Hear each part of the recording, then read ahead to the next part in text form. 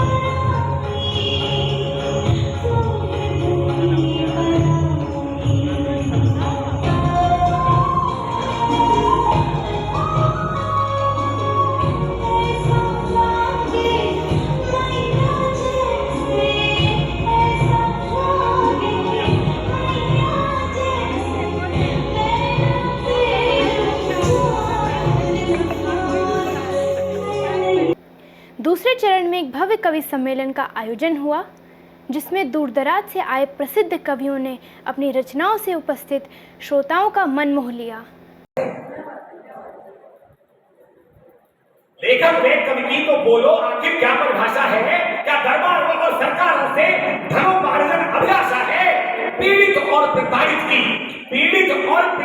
की आवाज बनोगे तुम कैसे? मेरे मन को विचलित करती रहती यही निराशा है। मेरे मन को विचलित करती रहती यही निराशा है। अब ये कवि लिखते कि मनोरंजन का साधन क्या हो? बहुत चुटकलेबाजी आ गई, बहुत तुकबंदी आ गई, बहुत गंदा व्यवहार चल रहा है। उसके लिए विडंबना का विषय है, वही पीड़ा है पंक्तियों में कि मनोरंजन का साधन त्यागो, भाषा के बन जाओ साधक। कि मनोरंजन का साधन त्यागो, भाषा के बन जाओ साधक। शौक के खातिर तुकबंदी कर साहित्य बोध में क्यों बाधा? शौक के खातिर तुकबंदी कर साहित्य बोध में क्यों हो बाधक? अरे कॉमेडी के फील्ड में जाकर शील्ड प्राप्त कर लो तुम भाई। क्या बात है? बहुत बहुत धन्यवाद। कि कॉमेडी के फील्ड में जाकर शील्ड प्राप्त कर लोगे भाई। अरे कविता को कविता रहने दो, हिंदी के मत बनो विनाश। क्या बात है? बहुत बढ़िया। ये सब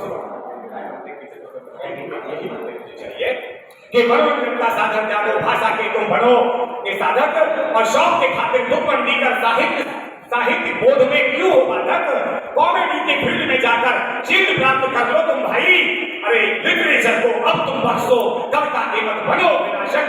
अरे हो सकता है, आपकी पंक्ति है कि हो सकता यदि संभव तुमसे, कविता भाई तो संदेश निकलता है कि हो सकता यदि संभव तुमसे कलम की तुम तलवार करो। बहुत बहुत धन्यवाद। कि हो सकता है संभव तुमसे कलम की तुम तलवार करो, शासन प्रशासन की नीति त्रुटियों पर प्रहार। क्या बात है? बहुत बढ़िया। हो सकता है संभव तुमसे कलम की तुम तलवार करो, शासन प्रशासन की नीति त्रुटियों पर प्रहार करो। पद प्रदर्शक बनकर, अभी मार्गदर्शक होता है कि पद विध्वंसक होता है, कि पद प्रदर्शक बनकर प्यारे अपना कुछ कवि धर्म निभा लो तुम। अरे जनहित में चंचल है कहता, तुम भी तो उनका करो। कार्यक्रम में लगभग 1 दर्जन कवियों ने काव्य पाठ किया। कार्यक्रम की अध्यक्षता हास्य कवि बाबा कानपुरी ने की तथा संचालन कवित्री ममता वार्ष्णेय ने किया। श्रोताओं एवं दर्शकों की भारी उपस्थिति कार्यक्रम की सफलता को साफ साफ बयां कर रही थी। कार्यक्रम की मुख्य अतिथि उत्तर प्रदेश बाल एवं महिला आयोग की चेयरपर्सन विमला बाथम ने कलाकारों को उनकी प्रस्तुति के लिए प्रशस्ति पत्र भी दिए। जब कार्यक्रम के संयोजक JP रावत से बातचीत हुई तो उन्होंने क्या कहा, आइए सुनवाते हैं इस बातचीत के कुछ अंश। आप ये बताएं कि संस्कार भारती के आप मतलब विभाग अध्यक्ष हैं, विभाग संयोजक हैं यहाँ पर? जी, विभाग संयोजक हैं।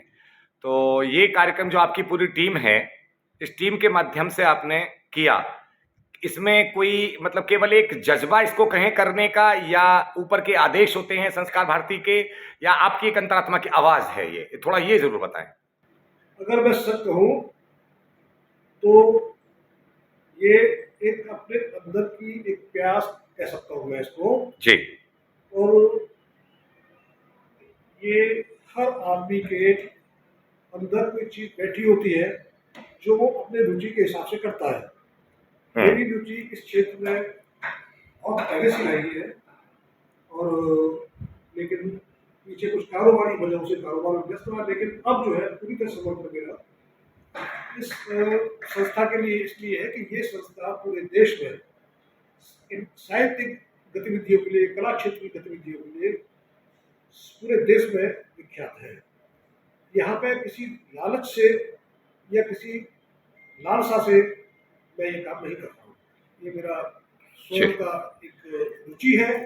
साथ में जब कहते हैं कि दीपक से दीपक जलता है, तो जब हम प्रयास करते हैं तो दूसरे लोग भी उसमें धीरे धीरे एकत्र होते हैं, और वो एक संगठन एक अच्छी भूमिका निभा पाता है समाज में। नहीं, वो चीज़ मैं भी नोटिस कर रहा हूँ, काफ़ी समय से मैं देख रहा हूँ, एक पत्रकार होने के नाते और कवि साहित्यकार होने के नाते, कि आप जो है अलग अलग भिन्न भिन्न सेक्टरों में ये कार्यक्रम करते आए हैं।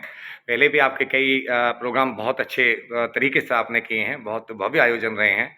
चाहे वो सेक्टर 33 में किया है, आदरणीय मंत्री नवाब सिंह नागर जी भी उसमें रहे, पहले विमला बोथम जी पहले जो मंत्री दर्जा हासिल है उनको रहीं पहले भी, और अभी भी आज भी वो आई मुख्य अतिथि के रूप में, महिला आयोग उत्तर प्रदेश की अध्यक्षा चेयरपर्सन विमला बोथम जी। तो ये इस तरह की जो एनर्जी है, और इस उम्र में आप आपके जो साथी हैं वो बल्कि युवा हैं, मैंने देखा है। एक आदि हो सकता है आपके हम उम्र हो, लेकिन ज़्यादातर लोग आपसे युवा हैं, और आप इन युवाओं को एक चुनौती पेश कर रहे हैं कि उम्र का कोई तकाजा नहीं हुआ करता। जब इंसान का करने का कोई जज्बा हो और कुछ करने का ठान लिया, तो उसमें उम्र कुछ नहीं देखी जाती, आदमी का हौसला देखा जाता है। ये हौसला मैंने भी पहले देखा है, इसीलिए आपसे बात करने का मन किया, क्योंकि हर इंसान से प्रश्न नहीं पूछे जाते हैं। किसी का जब जज्बा होता है, समर्पण होता है, आपका वाकई साहित्य के प्रति समर्पण, साथ में सांस्कृतिक कार्यक्रम बहुत। इसमें आप ये बताएंगे कि कौन इस बार कौन आए? क्योंकि पिछली बार तो मुझे पता है जो भी लोग आए थे, लेकिन इस बार आपने किन की टीम को, किस गायिका की, नृत्यांगना की टीम को आपने चुना? थोड़ा शॉर्ट में बताएं। इस बार गायन विधा के लिए श्रीमती रक्षा त्रिपाठी और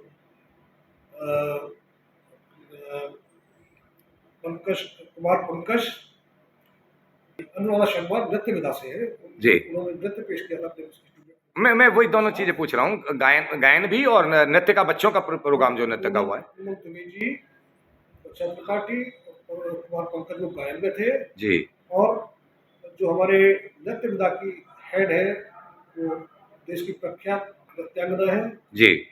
और दिल्ली दूरदर्शन की A क्लास कलाकार भी है। बिल्कुल। तो वो नृत्य की एकेडमी में चलाती है, तो उनके छात्रों ने अपनी प्रस्तुति यहाँ पे दी थी, और वो बच्चे बड़ा जोश के साथ अपनी तैयारी में लगे थे। बिल्कुल। और वो बड़े निराश होते हैं कि जब उनको मंच नहीं मिलता। जी। तो मेरा मानना ये भी है कि इन बच्चों को अगर हम मंच प्रदान नहीं कर पाए जी, तो शायद हम अपना कर्तव्य नहीं निभा पा रहे, मुझे ऐसा लगता है। बिल्कुल, बहुत सही कहा आपने। देखिए रावत जी, एक नई बात निकल कर आई है कि आप नए रत्नों को खोज रहे हैं, नवांकुरों को आप मंच दे रहे हैं, और ये सबसे बड़ा काम है। इसको कहा जाता है केवल अपने प्रसिद्धि के लिए कार्यक्रम तो दुनिया करती आई है, उनका क्या मकसद उनका पीछे होता है दुनिया जानती है, उस पर मैं विस्तार पे नहीं जाना चाहूँगा। लेकिन इतना ज़रूर देख रहा हूँ कि मैं आप इस उम्र का मतलब आपका ये हो जाता है कि आपका चिंतन इतना बढ़ गया है समाज के प्रति, आपका उत्तरदायित्व इतना बढ़ गया है कि अब आप नए बच्चों की तरफ सोचते हैं कि नए बच्चों को मंच कैसे प्रदान किया जाए, नई पीढ़ी को आगे कैसे लाया जाए, चाहे वो सांस्कृतिक कार्यक्रम हो, चाहे वो साहित्यिक कार्यक्रम हो। साहित्यिक कार्यक्रमों में कितने कवि आए थे? केवल आप गिनती बता दीजिए। लगभग 15 कवियों ने उसमें भाग लिया का पाठ किया जी। और इसमें कुछ नवाबपुर भी थे जी। और कुछ देश के प्रसिद्ध कवियों ने जो पहले से स्थापित कवि है उन लोगों ने भी हिस्सा लिया। यानी हम निशन कुछ कह सकते हैं रावत जी कि इसमें आपने एक तालमेल बैठाया पुराने और नए लोगों का, जी, जी। सामंजस्य स्थापित किया, नए कुछ सीख कर जाएं, उन्हें अच्छा मंच मिले और पुराने जो है कुछ अपना ज्ञान उनको दे सकें जी, जी। और लोगों को अच्छा एक कविता पाठ सुनने को मिले। जी, जी। वैसे भीड़ भी काफ़ी अच्छी रही है मेरे विचार से, 150-200 आदमी आज आपके एकत्र हुए हैं जैसा कि मैंने देखा है अपने कैमरे की आंखों से और अपनी खुद की आंखों से और कैमरे के जो कैद किया है, करीब 200 आदमी से ऊपर आपका है वो है।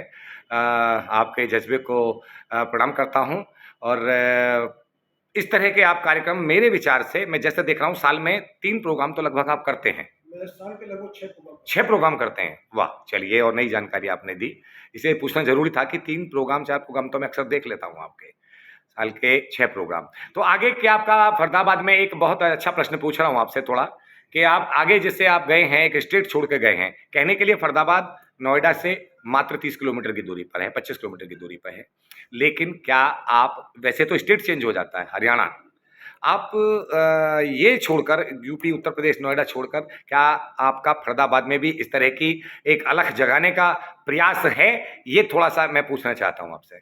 मैं शब्दावली न्यूज दर्पण चैनल के माध्यम से जी। जो भी इस मेरे टीवी को देख रहे हैं उन सभी को ये संदेश देना चाहता हूँ कि फूल के अंदर अगर खुशबू है तो वो जहाँ रहेगा खुशबू वहां बैठेगी, इसकी कोई सीमा नहीं है। बिल्कुल। जैसे हवाओं की कोई सीमा नहीं है जी, ऐसे खुशबू की कोई सीमा नहीं है जी। एक जो चीज आपके अंदर अच्छी चीजें हैं या बुरी चीजें हैं, अगर बुरी चीजें हैं तो वो भी अपना प्रभाव दिखाती हैं, अच्छी चीजें हैं तो वो भी अपना प्रभाव दिखाती है। ईश्वर की कृपा है कि मैं जहाँ भी रहता हूँ समाज बन जाता है, लोग जुड़ जाते हैं और वहाँ भी ऐसा हो रहा है। बहुत खूब, बहुत सुंदर। इस मौके पर राष्ट्र स्तर पर पहचान रखने वाली फाउंडेशन ऑफ कृष्णा कला एंड एजुकेशन सोसाइटी की राष्ट्रीय अध्यक्ष अनु सिन्हा के अलावा शहर के कई गणमान्य लोग एवं सैकड़ों श्रोता व दर्शक उपस्थित रहे। यह थी आज की विशेष खबर। अन्य खबरों के लिए देखते रहिएगा शब्दावली दर्पण न्यूज़, हमारी जुबानी, नीर छीर विवेकी स्पष्ट वाणी, दूध का दूध पानी का पानी। अपने सभी दर्शकों से मैं बाल आग्रह करती हूँ कि यदि अगर अभी तक आप लोगों ने हमारा चैनल सब्सक्राइब नहीं किया है तो कृपया सब्सक्राइब करने के साथ साथ अपने व्यूज़ देने से खुद को मत रोकिएगा ताकि आप अच्छी और सच्ची खबरों से वंचित ना हो। शब्दावली वत्स को इजाज़त दीजिएगा।